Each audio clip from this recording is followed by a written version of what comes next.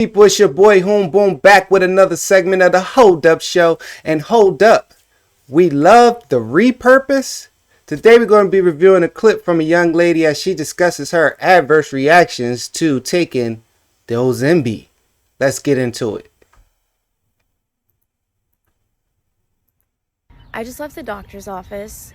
I went to get a checkup because I've been off of Ozempic for 2 months now, and I just wanted to see if my body was in better condition, if there were any permanent damages.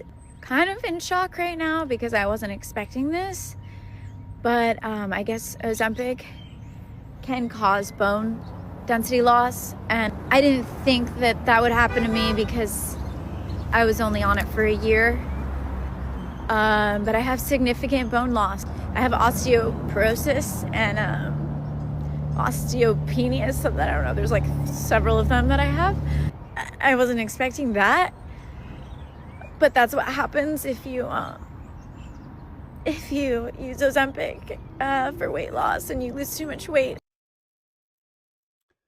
So, as you can see, this is a very serious matter, very serious issue going around, because we love as Americans for people to get on TV and tell us anything. See, I remember that when Viagra first came out, I learned and knew from published articles from credible sources, let's just say. I remember reading these articles and they were saying that Viagra was made to be a blood pressure pill. And in the midst of the trials of them making this to be a blood pressure pill, you know, to help people with low blood pressure or whatever the case, they found that most of the males who were in the clinical trials for this drug were getting hard-ons. And they found it to be a significant symptom, or basically the main symptom, between these clinical men of all ages. So then the next thing you know, they said, well, hell, this ain't working for blood pressure like we thought, but it's getting erectile dysfunction. You know what I mean? We're going to switch the study to that. We're going to rename it, rebrand it, and call it the Blue Diamond that's saving marriages. And then the next thing you know, everyone or everybody's uncle and grandpa had a prescription for Viagra. They didn't have high blood pressure or any blood pressure or circulation issues.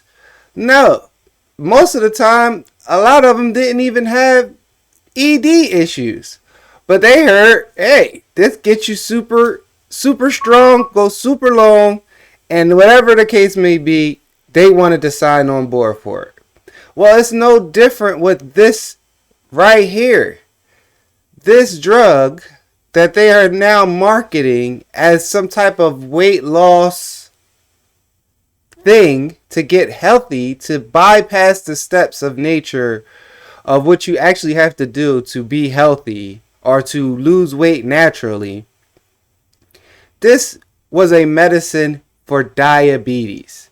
It was meant to treat or help with symptoms of diabetes. As they become to find out, people were losing weight, and they were losing it in such a manner that people were actually commenting or giving them compliments on how they were looking after being on the drug because of the way that it took the weight off. So these drug companies turned around and started repurposing, illegally prescribing, giving to celebrities / influencers to pump to y'all as now the miracle weight loss drug. Now, I don't know if there were any clinical trials done to understand what the long-term effects of someone who doesn't have diabetes or whatever this drug was originally intended for.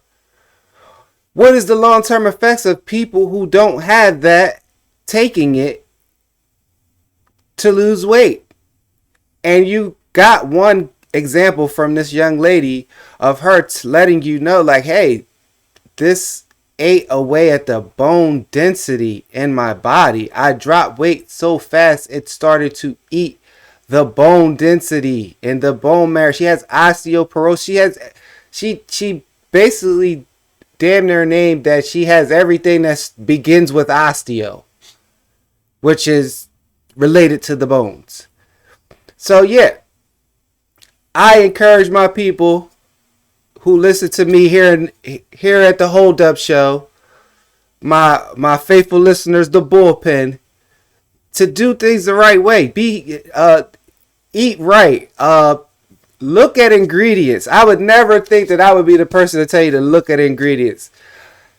Look at alternative means of fixing whatever it is that is ailing you health-wise. Whether it be your overweight, whether it be high blood pressure, whether it be diabetes, whatever it may be, normally you should want to start with your diet, then start with exercise, and then make adjustments to whatever your particular ailment is from there.